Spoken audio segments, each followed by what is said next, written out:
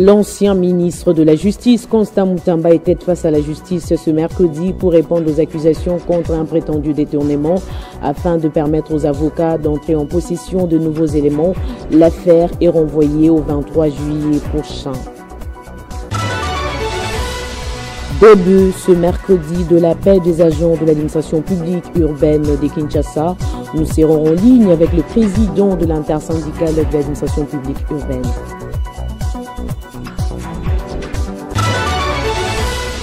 Lutte contre l'épidémie des choléra, les experts insistent sur les lavages réguliers et corrects des mains avec le savon afin d'éradiquer l'épidémie des choléra qui fait déjà beaucoup de victimes ici, dont la capitale. 5 chefs d'État africains sont conviés ce mercredi à Washington par le président américain pour un sommet au programme commerce, sécurité et repositionnement stratégique dans les relations avec les États-Unis d'Amérique. Bonjour à tous, ravi de vous retrouver pour vous informer. On ouvre ce journal avec cette nouvelle. L'affaire Mutamba, le procès est renvoyé au 23 juillet prochain. Les avocats ont sollicité à titre conservatoire une remise pour bien s'imprégner du dossier, mais les prévenus étaient présents à l'ouverture de l'audience, mais avec quelques minutes de retard.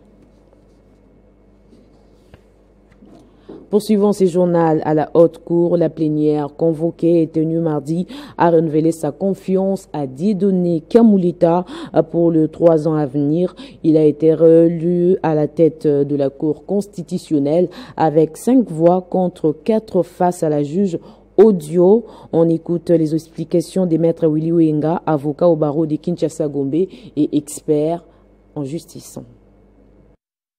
La Cour constitutionnelle, effectivement, s'est réunie ce matin en plénière en vue de se désigner un nouveau président pour les 3 ans à venir. La plénière réunie est composée par le juge constitutionnel, a jeté son dévolu sur Dieudonné Kamuleta Badibanga pour la 2e fois pour un mandat de 3 ans. Et cela conformément aux dispositions pertinentes de son règlement intérieur, l'article 7, l'article 12, l'article 13 et suivant. Et à la majorité absolue, Dieudonné Kamuleta a été élu président de la Cour constitutionnelle par ses pairs. Sur les 9 membres composant la Cour constitutionnelle, 6 ont voté pour Kamuleta, donc la majorité absolue. Il y a eu 2 bulletins blancs, un bulletin nul parce que le nom était mal écrit. Ce qu'on peut noter de ces élections, c'est qu'il fallait que ces élections puissent avoir lieu dès lors que de plus en plus on allait vers le glissement du mandat et qu'il était important et opportun que la plénière puisse se tenir et doter ainsi la Cour, qui est la juridiction prestigieuse de notre pays, à avoir un président régulièrement élu comme ça a été le cas aujourd'hui à la Cour constitutionnelle. Bravo au président Kamuleta qui vient d'être réélu et nous pensons qu'il va continuer l'œuvre qu'il a commencée. Et bravo aussi aux juges constitutionnels qui ont compris qu'il ne fallait pas trop de discussions autour de choses qui pouvaient aller de soi. Et nous pensons qu'à l'avenir, ils vont davantage nous donner une jurisprudence constitutionnelle qui nous aiderait à considérer certaines situations comme non constitutionnelles, d'autres conformes à la Constitution. Donc, c'est ce que nous pouvons retenir. Et la démocratie ayant gagné à la Cour constitutionnelle, il n'y a jamais eu d'opposition en matière de juridiction. Bravo à l'élu et que le travail recommence comme d'habitude. Le mot d'ordre a été respecté. Les agents de l'administration publique urbaine de la ville de Kinshasa reçoivent déjà leur paiement de salaire et des primes. C'est à l'issue de la réunion entre le gouvernement et l'intersyndicale présidée hier par le vice-gouverneur Edi Yeli. Pour en parler, nous avons joint au téléphone le président de l'intersyndicale de la ville de Kinshasa, David Louyeye. On l'écoute. Ici, il y a lieu de signaler que la paye de la ville et du personnel administratif, parce qu'il était question de payer le personnel politique et administratif. Et au cours de nos échanges, il a été retenu que la paye pour le personnel de l'administration se déclenchera dès ce mercredi 9 juillet 2025. Et pour le personnel politique, c'est pour la semaine prochaine, c'est-à-dire à partir du lundi 13-14 juillet. Et ici, je rappelle que depuis ce matin, la paye venait bel et bien d'être lancée, déclenchée. Les opérations sont en cours d'exécution et chaque agent est en voie de toucher sa rémunération de 3 mois, comme convenu lors de la réunion. Et la banque a connu un petit retard, c'est-à-dire au lieu de payer 3 mois du coup, le retard s'est remarqué parce qu'il y a eu l'impression de listing de 2 mois au niveau du budget qui était arrivé depuis hier, mardi 8 juillet 2025. Et l'autre listing du mois et de l'autre mois va se suivre aujourd'hui au niveau de la banque. C'est-à-dire qu'il y a un petit problème technique au niveau des services du budget qui devait imprimer les listings pour envoyer à la banque. Mais il est confirmé bel et bien que les agents sont en train de toucher parce qu'il y a déjà certaines administrations qui commencent à être servies. C'est ainsi que je tiens à demander à tous les personnels de l'administration urbaine de rester confiants aux démarches syndicales que nous sommes en train de mener auprès des autorités. Ça ne veut pas dire que comme on a payé le 3 mois et que le reste de 5 mois sont restés oubliés. Non, nous sommes en train de travailler là-dessus. Comme l'avait souligné l'exécutif provincial et lors de leur prise de parole, que la semaine prochaine, nous allons nous rencontrer davantage pour voir comment nous allons appuyer les arriérés des salaires du personnel de la ville. Parlant santé à présent, le choléra refait surface à Kinshasa, selon le docteur Ipa Kambo, relayé par nos confrères de congocroissance.com. L'épidémie présente plusieurs symptômes, notamment la diarrhée, forte fièvre, le vomissement, pour ne citer que ceci.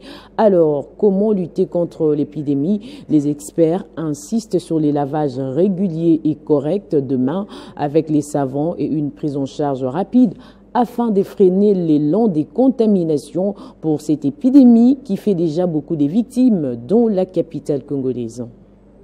C'est chaque instant que nous parlerons de cette épidémie aux patients qui arrivent, à ceux qui présentent les symptômes ou pas. Nous insistons sur le lavage régulier de mains avec du savon après tout contact, afin de lutter contre cette épidémie de choléra qui fait déjà beaucoup de victimes. Ici, dans la capitale, préconise le docteur Ipa Kalambo, médecin généraliste du centre de santé de Kaouka 2, situé dans la commune de Kalamou. Selon lui, dans le cadre de la sensibilisation contre cette épidémie, qui connaît une recrudescence dans la ville-province de Kinshasa, avec un total de 1516 cas notifiés selon la 26e semaine épidémiologique, la prise en charge des patients qui présentent des symptômes s'est fait en parfaite harmonie avec la zone de santé. En effet, explique-t-il, tout cas suspect qui arrive est aussitôt pris en charge d'abord au niveau du centre de santé avant d'être orienté vers la zone qui dépêche des équipes pour des examens approfondis. Si la zone de santé atteste que le cas est positif,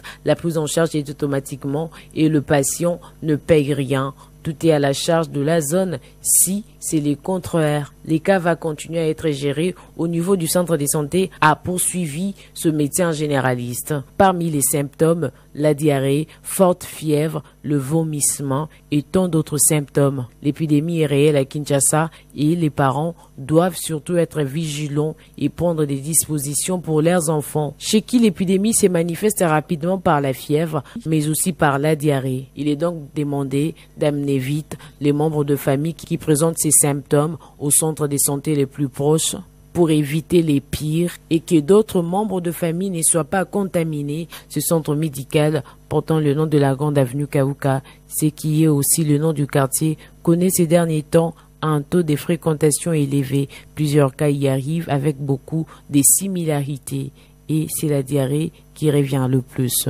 Pas plus tard qu'hier, relate-t-il, un cas d'un adulte faisant la diarrhée a été reçu et aussitôt il a été soumis aux examens avant d'alerter la zone de santé. Les structures sanitaires d'à côté qui reçoivent les cas présentent ces symptômes sont tenus d'informer la zone et tous les dispositifs sont installés pour la prise en charge.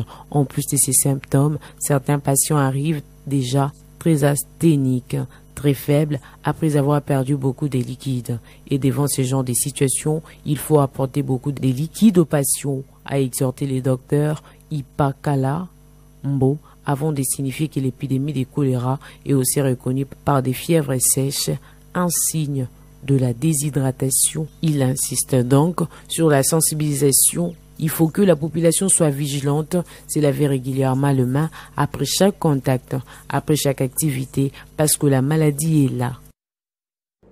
Le taux de consommation des liqueurs fortes est en pleine montée en République démocratique du Congo. En cette saison sèche, plusieurs personnes en consomment alors que l'OMS tire la sonnette d'alarme que 2,5 millions de décès sont enregistrés chaque année dans le monde. Et voici une réflexion de la rédaction rendue ici par Jacob Simbi.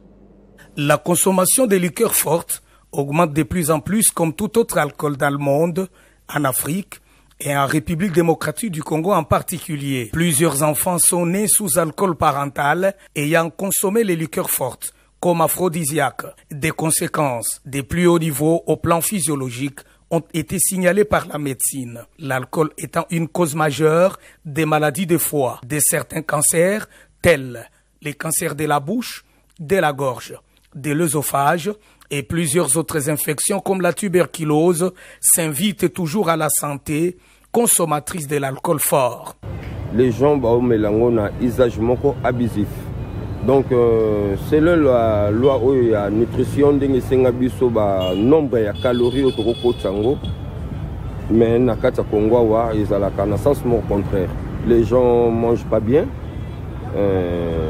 Eux, ils préfèrent mettre la whisky dans une manière exorbitante. L'Organisation mondiale de la santé affiche que les liqueurs sont responsables d'environ 2,6 millions de décès chaque année dans le monde, 15 000 décès par cancer chaque année. L'alcool est responsable d'environ 1 décès sur 20 dans le monde. Parmi les facteurs aggravants, les liqueurs même à faible consommation régulière sont dangereuses, très dangereuses, suite à leur teneur, chiffré même sur l'emballage. Notons que la consommation des liqueurs fortes, comme tout autre alcool, augmente les risques de mortalité dans la vie ainsi que de nombreuses maladies. Limiter sa consommation, voire arrêter, est une prise de conscience des risques y afférents. Et le Club national des sous-traitants et la Chambre des mines sollicitent l'accompagnement du gouvernement pour la promotion et la fabrication locale des armoires électriques. Ils l'ont dit à l'issue d'une conférence de presse conjointe organisée mardi à Kinshasa. Objectif, créer de l'emploi et faciliter l'accès au marché. La création des millionnaires congolais passe par l'émergence de la classe moyenne en République démocratique du Congo. Un jeune entrepreneur vivant à Kolwezi, dans le Lualaba-Fifi Masuka, a, au cours d'une conférence de presse, présenté l'ingéniosité congolaise en présence de plusieurs personnalités, notamment l'un des conseillers du chef de l'État et Bernadette Pumbu de la Chambre de mines. C'était dans le cadre de la matérialisation de la vision du chef de l'État qui tient en la création des millionnaires congolais par la promotion de la classe moyenne. L'arrêt immédiat à toute importation en ce qui concerne les armoires électriques. Maintenant, nous produisons localement et nous invitons tous nos clients à faire confiance à ce digne fils du pays afin de nous aider à produire beaucoup plus des emplois au Congo. Donc pour l'instant, c'est bien évidemment la production des armoires électriques afin de continuer à bien évidemment avec la vision du chef de l'État qui est celui de créer des emplois au Congo. Pour sa part, Bernadette Pumbu, vice-présidente en charge de l'entrepreneuriat au sein de la Chambre de mines, demande au gouvernement d'accompagner ces jeunes entrepreneurs à travers la création des armoires électriques. C'est très très important et ce que nous attendons du gouvernement congolais, c'est que ce gouvernement puisse nous accompagner. Nous accompagner parce que nous savons que les textes existent, mais nous voulons les faits. nous voulons une implication active pour promouvoir cette nouvelle étape que nous venons de commencer, l'étape de la fabrication. Parce que quand tu es sous-traitant, tu travailles dans le secteur connexe et annexe. Cette annonce a été faite à l'issue d'une conférence de presse tripartite organisée à Kinshasa en présence de entrepreneurs, de membres de l'ARSP, de la Chambre de mines et de la présidence congolaise. Rendons-nous à présent à Fungurume. L'ASBEL Great Star ou Katanga a décerné un brevet des mérites et des reconnaissances à la bourgmestre intérimaire Aline Makano pour son engagement culturel à Fungurume dans la province du Lualaba en République démocratique du Congo. Cette distinction reconnaît son engagement inébranlable en faveur de la promotion et du soutien de la culture au sein de la communauté. Le bourgmestre d'intérim a à son tour exprimé sa gratitude pour cette reconnaissance.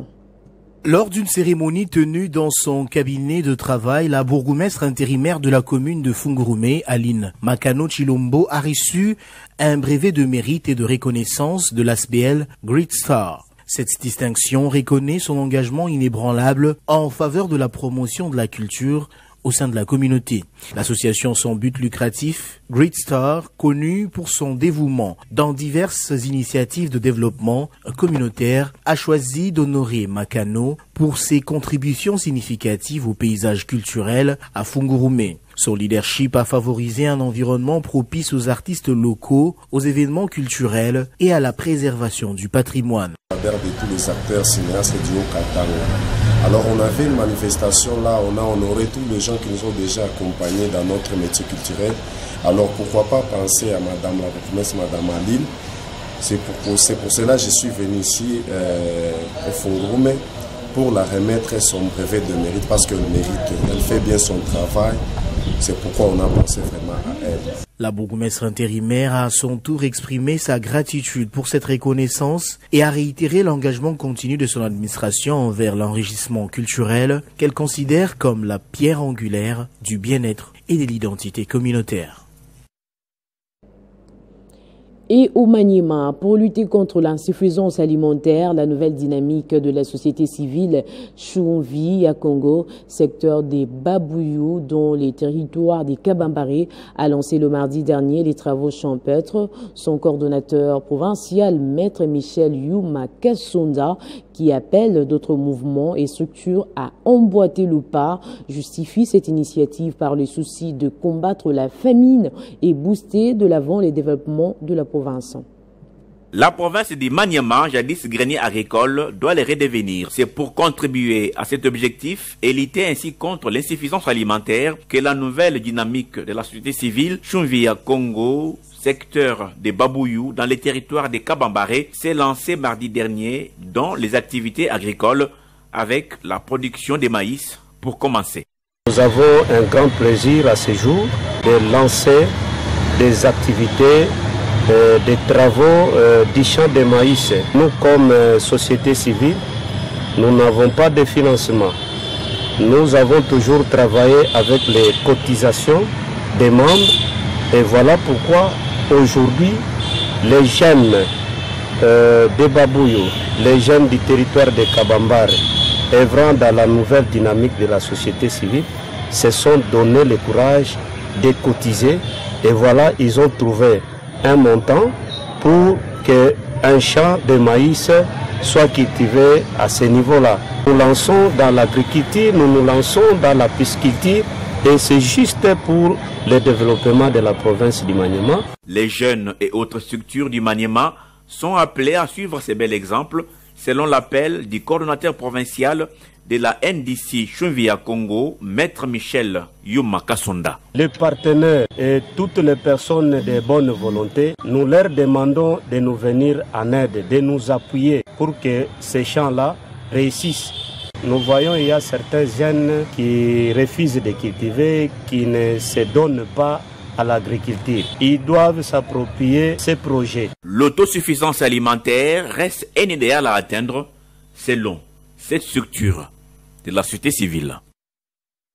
Je le disais au sommaire, les présidents sénégalais, libériens, gabonais, mauritaniens et bissau-guinéens entament ce mercredi 9 juillet une visite de 3 jours aux États-Unis avec en point d'orgue un dialogue de haut niveau et un déjeuner de travail avec Donald Trump. Le président américain espère notamment conclure à cette occasion plusieurs partenariats avec des pays qui disposent d'importantes ressources stratégiques. En sport, la RDC affronte ce soir le Maroc en match comptant pour la deuxième journée. Les Léopards de la RDC doivent faire un résultat positif pour espérer continuer la course dans cette 15e Coupe d'Afrique des Nations.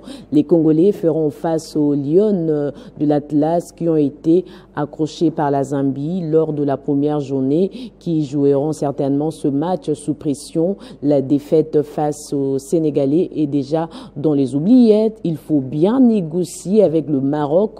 Harvey Api en est conscient et reste positif. On l'écoute en conférence de presse accompagné de la joueuse Eva Soumon. Un état d'esprit de revanche et vraiment de se mettre dans les meilleures dispositions pour aborder ce match et se dire que ce match, nous, on veut à tout prix le gagner.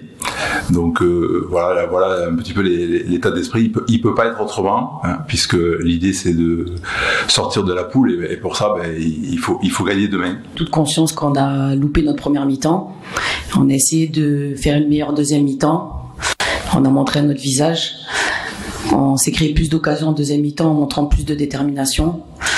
Maintenant, on a aussi analysé nos erreurs et à nous de corriger ces erreurs face au Sénégal et de faire mieux face au Maroc. Comme j'ai dit, la première réaction c'est au niveau mental, hein, d'oublier le match avec une défaite comme ça, et puis se remobiliser, voilà, se mettre dans un état d'esprit de se dire il y a un nouveau match, on est reparti pour un match important qui peut nous permettre de rester en course.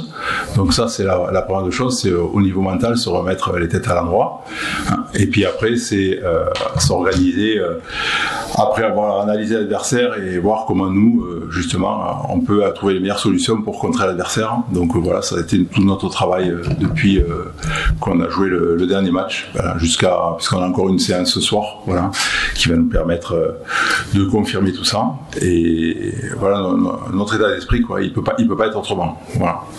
Nous, si vous voulez, c'est pas nous qui avons la pression, c'est plutôt le Maroc qui a la pression, puisque c'est le pays hôte et ils ont fait un match nul le premier match, donc voilà, donc la pression elle est chez eux. Donc nous, justement, ça doit nous libérer pour nous dire qu'il y a la place vraiment pour qu'on remporte ce match.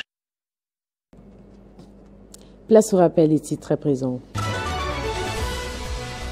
L'ancien ministre de la Justice, Constant Moutamba, était face à la justice ce mercredi pour répondre aux accusations contre un prétendu détournement afin de permettre aux avocats d'entrer en possession de nouveaux éléments.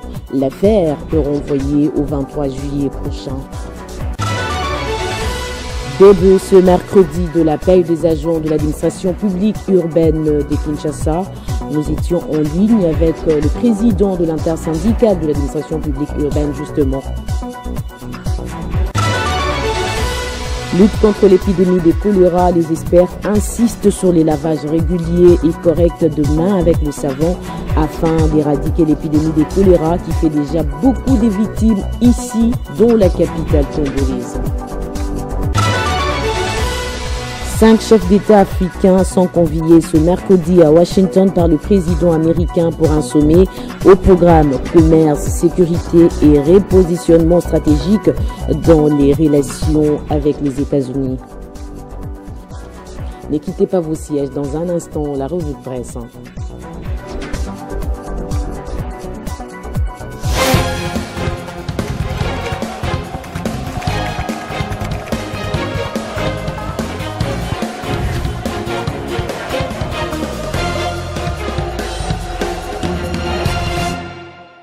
Et ce sera avec Nathan Diamoueté qui me rejoint de l'autre côté du studio. Bonjour et bienvenue Nathan. Bonjour Jenny Kayembe, merci. Bonjour également à tous ceux qui nous suivent de partout.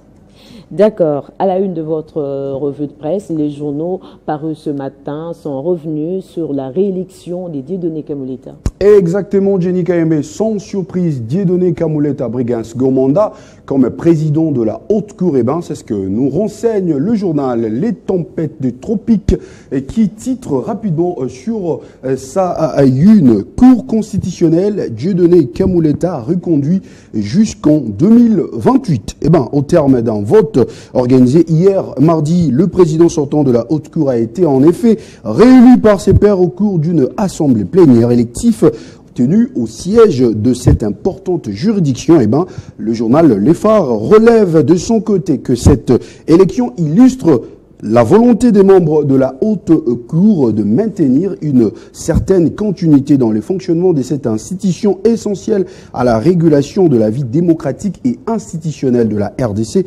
Pour Info 27, cette réélection s'inscrit dans les cadres de l'article 9 de la loi organique sur l'organisation de la Cour qui permet un second mandat de 3 ans non renouvelable. Ce portail souligne en même temps que cette fois, le choix s'est imposé de lui-même dans la continuité d'un bilan salué au sein de cercles juridiques comme dans l'opinion publique. Eh ben, Forum des As rappelle dans ses pages intérieures qu'il y a 3 ans, en juin 2022, il avait été porté à la présidence de la Cour constitutionnelle après le départ des Dieudonné Kalouba, désigné sortant à l'issue d'un tirage au sort. Dans ces cadres exigeants, poursuit ce journal, Dieudonné Kamuleta apparaît comme une figure d'équilibre, discret dans sa communication, méthodique dans sa gestion. Et il aura désormais 3 années supplémentaires pour approfondir les réformes internes de la Cour, consolider son indépendance et renforcer sa légitimité aux yeux de l'opinion publique et d'autres institutions du pays. Nathan, les médias chuchotent également au sujet de l'invitation d'urgence des Jacques Kabula Katoué ici à Kinshasa. Effectivement, Jenny Kayembe, le gouverneur du Haut-Katanga, est invité ici à Kinshasa. Eh bien, elle a raison. Et en quelque sorte, ces titres que nous lisons à la une du journal Congo Nouveau. Kabula recadré à Kinshasa, l'Est de la RDC, une ligne rouge politique. C'est quotidien. Rapporte que Jacques Kabula a convoqué d'urgence à Kinshasa par le vice-premier ministre de l'Intérieur, Jacques-Maïd Chabani, officiellement précise. C'est quotidien. Il s'agit d'une consultation officieusement, rapporte ce même journal. La situation détonne. Ce rappel intervient après le propos tenu par Kabula lors d'un meeting à Lubumbashi le 1er juillet, qui ont déclenché une tempête politique à Kinshasa. Info 27 écrit de son côté sur sa une: convocation express à Kinshasa, le gouverneur Kabula dans les viseurs après de propos jugés sensibles. Ce journal fait savoir que selon le ministère, cette convocation s'inscrit dans les cadres des échanges institutionnels réguliers entre le gouvernement central et le gouverneur de province. Mais en coulisses, cette démarche soulève 2 interrogations quant à ses véritables motivations. Et rappelle que lors du 65e anniversaire de l'indépendance de la RDC, Jacques Kabula avait tenu un discours jugé clivant. Il y avait appelé à la réconciliation avec l'ancien président de la RDC, Joseph Kabila. Et Corneille Nangaa affirmant, je cite, « Les linges sales se lavent en famille », tout en soulignant que l'ennemi était le Rwanda, non le Congolais.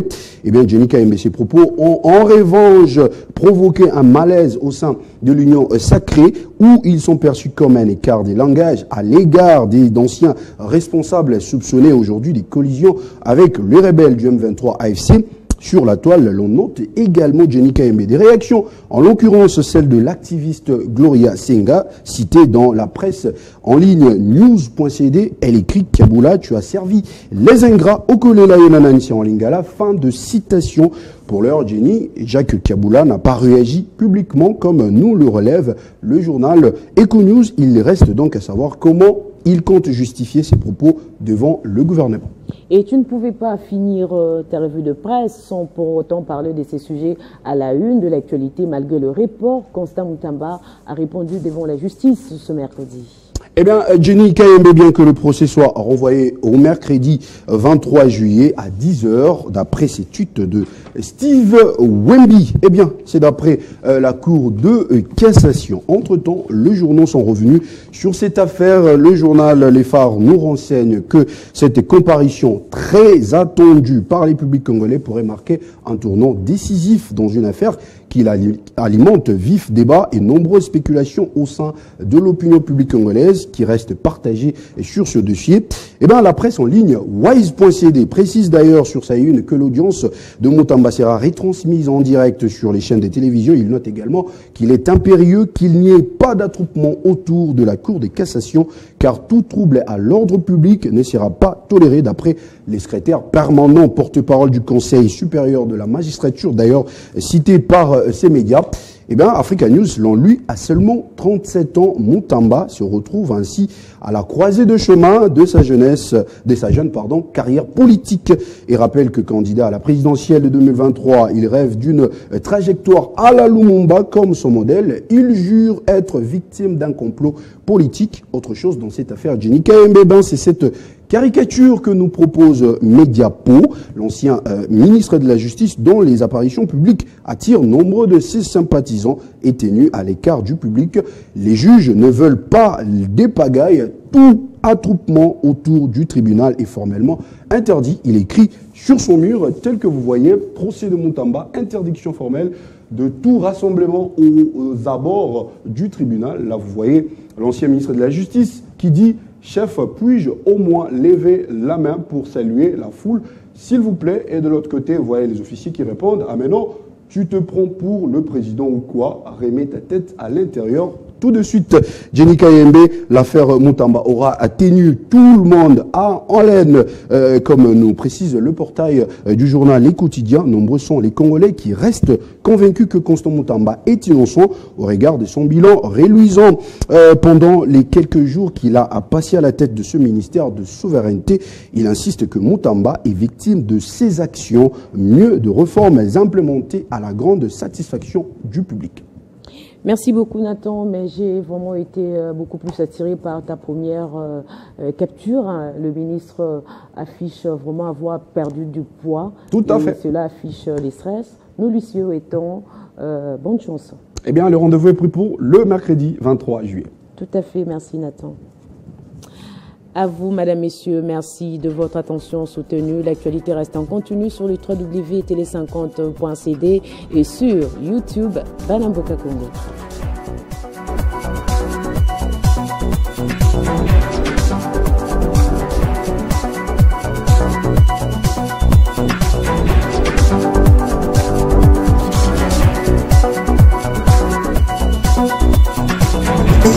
Retrouvez toute l'actualité en continu sur www.télé50.cd.